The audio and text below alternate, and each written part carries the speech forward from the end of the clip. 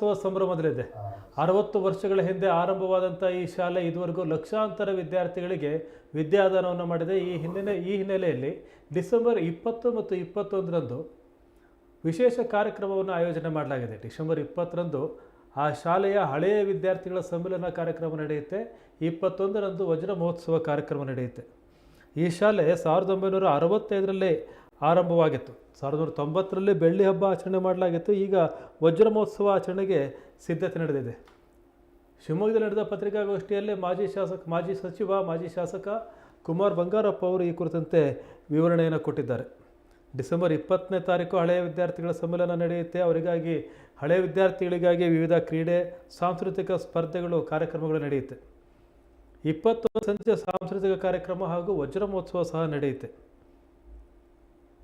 ಜೊತೆಗೆ ವಿಧಾನ ಪರಿಷತ್ ಸದಸ್ಯ ಡಾಕ್ಟರ್ ಧನಂಜಯ ಸರ್ಜಿ ಅವರು ಸಹ ಈ ಶಾಲೆಯ ಹಳೆಯ ವಿದ್ಯಾರ್ಥಿ, ಅವರು ಸಹ ವಿವರಣೆ ಕೊಟ್ಟಿದ್ದಾರೆ. ಬಳ್ಳಿಕೆರೆ ಸಂತೋಷ್ ಮತ್ತು ಹಳೆಯ ವಿದ್ಯಾರ್ಥಿಗಳು, ಕಾಂಗ್ರೆಸ್ ಮುಖಂಡರಾದ HC ಯೋಗೇಶ್ ಮುಂತಾದವರು ಈ ಪತ್ರಿಕಾಗೋಷ್ಠಿಯಲ್ಲಿ ಭಾಗವಹಿಸಿ ವಿವರಣೆಯನ್ನು ಕೊಟ್ಟಿದ್ದಾರೆ.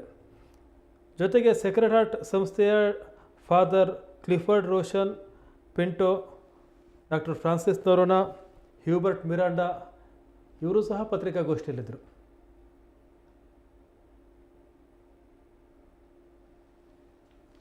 ನಮ್ಮ ಈ ಒಂದು ಸೇಕ್ರೆಡ್ ಹಾರ್ಟ್ ಆವರಣಕ್ಕೆ ಬಂದೆ. ಅಲ್ಲಿಂದ ಪ್ರತಿದಿನ ನಾನು ಚಲನವಲನ ಗಮನಿಸ್ತಾ ಬಂದಿದ್ದೀನಿ. 1992ರಲ್ಲಿ ಬೆಳ್ಳಿ ಮಹೋತ್ಸವವನ್ನು ಆಚರಿಸ್ತಾ ಇರುವಂತಹ ಸಂದರ್ಭದಲ್ಲಿ ಮಾನ್ಯ ಶ್ರೀ ಕುಮಾರ್ ಬಂಗಾರಪ್ಪನವರು ಕೂಡ ಹಾಜರಿದ್ದು ಆ ನೆನಪುಗಳು ನನಗೆ ಚೆನ್ನಾಗಿ ಇವೆ. ಅದರ ನಂತರ ಬಂಗಾರದ ಉತ್ಸವವಾಯಿತು. ನಂತರ ಈಗ ವಜ್ರ ಮಹೋತ್ಸವಕ್ಕೆ ನಾವು ಕಾಲಿಡ್ತಾ ಇದ್ದೀವಿ. ಹಳೆಯ ಮುಖ್ಯೋಪಾಧ್ಯಾಯರುಗಳನ್ನ ಕೂಡ ನಾನು ಈ ಸಂದರ್ಭದಲ್ಲಿ ನೆನೆಸಬೇಕು. ಪ್ರಪ್ರಥಮವಾಗಿ ಬನವೆಂಚರ್ ಎಂಬುವರು ಇದರ ಮುಖ್ಯೋಪಾಧ್ಯಾಯರಾಗಿದ್ರು. ಅದರ ನಂತರ ಸುದೀರ್ಘ ಕಾಲ, ಸುಮಾರು 21 ವರ್ಷಗಳ ಕಾಲ ಫಾದರ್ ಜಾರ್ಜ್ ಅಡಕುನಾಥರವರು ಮುಖ್ಯೋಪಾಧ್ಯಾಯರಾಗಿ ಅಪರಿಮಿತ ಸೇವೆಯನ್ನು ಸಲ್ಲಿಸಿದ್ದಾರೆ. ನಂತರ ಕ್ಲಾಡಿಯಸ್ ಆಗಿರ್ಬೋದು, ಮಿಸ್ ಆಗಿರ್ಬೋದು, ರಸ್ಕಿನ ಮಾಸ್ಟರ್ ಆಗಿರ್ಬೋದು, ಇವರೆಲ್ಲರೂ ವಿಶೇಷ ರೀತಿಯ ಸೇವೆಯನ್ನು ಸಲ್ಲಿಸಿದ್ದಾರೆ. ಪ್ರಸ್ತುತ ಹ್ಯೂಬರ್ಟ್ ಮಿರಾಂಡರವರು ಈಗ ಮುಖ್ಯೋಪಾಧ್ಯಾಯರಾಗಿ ಸೇವೆ ಸಲ್ಲಿಸ್ತಾ ಇದ್ದಾರೆ. ಈ ಸಂದರ್ಭದಲ್ಲಿ ನಾನು ನಮ್ಮ ಈ ಅಧ್ಯಾಪಕ ವೃಂದದವರನ್ನ ನಾನು ಅವರ ಸೇವೆಯನ್ನ ಶ್ಲಾಘಿಸ್ತೀನಿ. ಬಹಳ ಒಳ್ಳೆಯ ಸೇವೆಯನ್ನ ಅವರು ನೀಡ್ತಾ ಇದ್ದಾರೆ. 3 ಮುಖ್ಯ ಸ್ತಂಭಗಳ ಮೇಲೆ ಶಿಸ್ತು, ಶ್ರದ್ಧೆ, ಶ್ರಮ, 3 ಶಾಗಳು. ಶಿಸ್ತು, ಶ್ರಮ, ಶ್ರದ್ಧೆ, ಈ ಒಂದು ಸ್ತಂಭಗಳ ಮೇಲೆ ನಮ್ಮ ಶಾಲೆ ಬೆಳೀತಾ ಬಂದಿದೆ.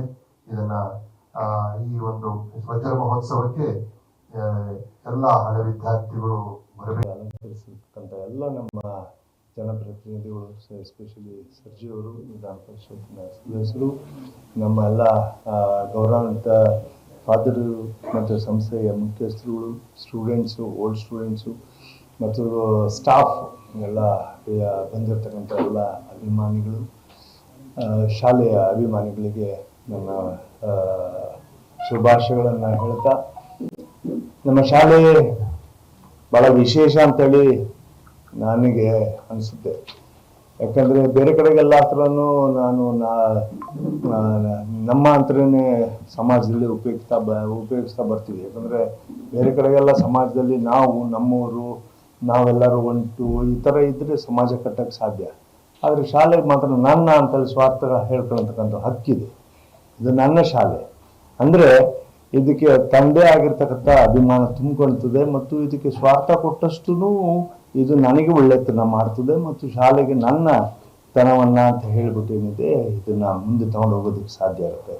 ಹಾಗಾಗಿ ಶಾಲೆಗೆ ಭಾಳ ವಿಶೇಷವಾಗಿರ್ತಕ್ಕಂಥ ಒಂದು ಇತಿಹಾಸ ಇದೆ. ಸುಮಾರು 1965ರಲ್ಲಿ ಇದೊಂದು ಸಣ್ಣ ಕೊಠಡಿಯಲ್ಲಿ ಚರ್ಚ್ ಮುಂದುಗಡೆಗೆ ಶಾಲೆಯಾಗಿರತಕ್ಕಂಥ ಒಂದು ಸಣ್ಣ ಕೊಠಡಿಯಲ್ಲಿ ಶುರುವಾಗಿರ್ತಕ್ಕಂಥ ಸೇಕ್ರೆಡ್ ಹಾರ್ಟ್ ಶಾಲೆ. ಅದು ತದನಂತರ 67ರಲ್ಲಿ ಪೋಪ್ 6th ಅಲ್ವಾ, ಪಾಲ್ 6 ಅವರು ಭಾರತಕ್ಕೆ ಬಂದಿದ್ದಕ್ಕೆ ಪ್ರಯುಕ್ತವಾಗಿ ಇಲ್ಲಿ ಒಂದು ಕಟ್ಟಡವನ್ನು ಅದ್ಭುತವಾಗಿ ಶುರು ಮಾಡ್ಕೊಳ್ತಕ್ಕಂಥ ಪ್ರಸಂಗ ಒದಗಿ ಬಂತು. ತದನಂತರ ಅನೇಕ ವಿದ್ಯಾರ್ಥಿಗಳು ಈ ಶಾಲೆಯಿಂದ ಹೊರಗಡೆ ಬಂದಿದ್ದಾರೆ. IAS ಆಫೀಸರ್ಗಳಾಗಿ ಮಂಜುನಾಥ್ ನಾಯ್ಕ್ ಅವರು, ನಮ್ಮ ದಯಾನಂದ್ ಅವರು, ನಮ್ಮ ಗಣೇಶ್ ಅವರು ಇವತ್ತು ಇಸ್ರೋದಲ್ಲಿದ್ದಾರೆ, ಮತ್ತು ಸುಹಾಸ್ ಅವರು ಈಗಾಗಲೇ ನೋಯ್ಡಾದಲ್ಲಿ ಅವರು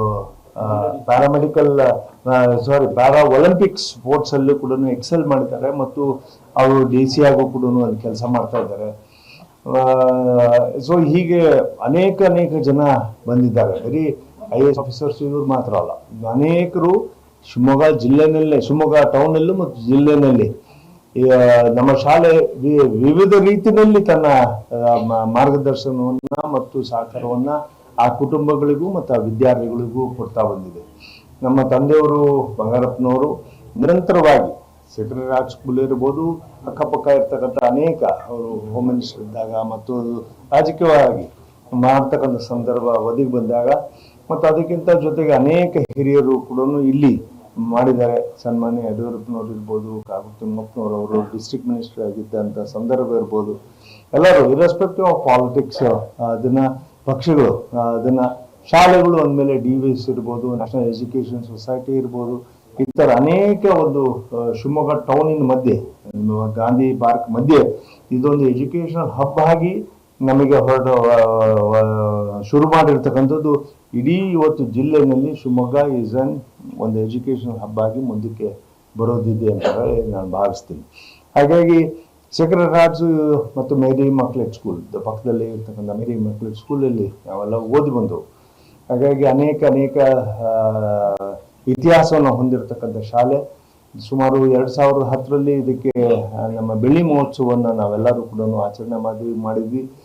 ಶ್ರೀಯುತ ಆಗಿನ ಸಂದರ್ಭದಲ್ಲಿ ಮಂತ್ರಿಗಳಾಗಿ ಕರ್ನಾಟಕ ರಾಜ್ಯದ ಘನ ಸರ್ಕಾರದ ಮಂತ್ರಿಗಳಾಗಿರ್ತಕ್ಕಂಥ KJ ಜಾರ್ಜ್ ಅವರು ಬಂದು ಅವತ್ತು ಉದ್ಘಾಟನೆಯನ್ನು ಮಾಡಿಕೊಟ್ಟಿದ್ರು.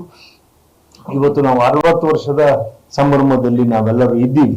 59 ಮುಗಿಸ್ಬಿಟ್ಟು 60ರ ಕಾಲಘಟ್ಟದಲ್ಲಿ ಇದ್ದೀವಿ. ಹಾಗಾಗಿ ಇದನ್ನೊಂದು ನಮಗೆ ಶಾಲೆನೇ ನಾವು ಸ್ಟೂಡೆಂಟ್ಸ್ ಯಾವಾಗಲೂ ಕೂಡ ವಿದ್ಯಾರ್ಥಿಗಳಾಗೇ ಇರಬೇಕು ಜೀವನ ಪೂರ್ತಿ ಅಂತ ಹೇಳಿ ನಿರ್ಧಾರ ಮಾಡಿರ್ತಕ್ಕಂಥ ಅನೇಕ ನಾವೆಲ್ಲ ವಿದ್ಯಾರ್ಥಿಗಳು ನಮ್ಮ ಸೇವೆಯನ್ನ ನಮ್ಮ ಶಾಲೆಗೆ ಮಾಡ್ತಕ್ಕಂಥ ಒಂದು ಸೌಭಾಗ್ಯ ಅಂತ ಹೇಳಿ ಡಿಸೆಂಬರ್ 20 ಮತ್ತು 21ನೇ ತಾರೀಕಿಗೆ 2 ದಿನನೂ ಕೂಡ ಸಾಂಸ್ಕೃತಿಕ ಕಾರ್ಯಕ್ರಮಗಳೆಲ್ಲವೂ ಕೂಡ 21ನೇ ಸಂಜೆ ಇರ್ತದೆ, ಉಳಿದಿರ್ತಕ್ಕಂಥ ಕಾರ್ಯಕ್ರಮಗಳೆಲ್ಲವೂ 20ನೇ ತಾರೀಕಿಗೆ ಇರ್ತದೆ. ಸೊ ಇವೆಲ್ಲವೂ ಕೂಡ ಒಂದು ನಿರ್ಧಾರವನ್ನು ಮಾಡಿ ಸಂಸ್ಥೆಯವರೆಲ್ಲರೂ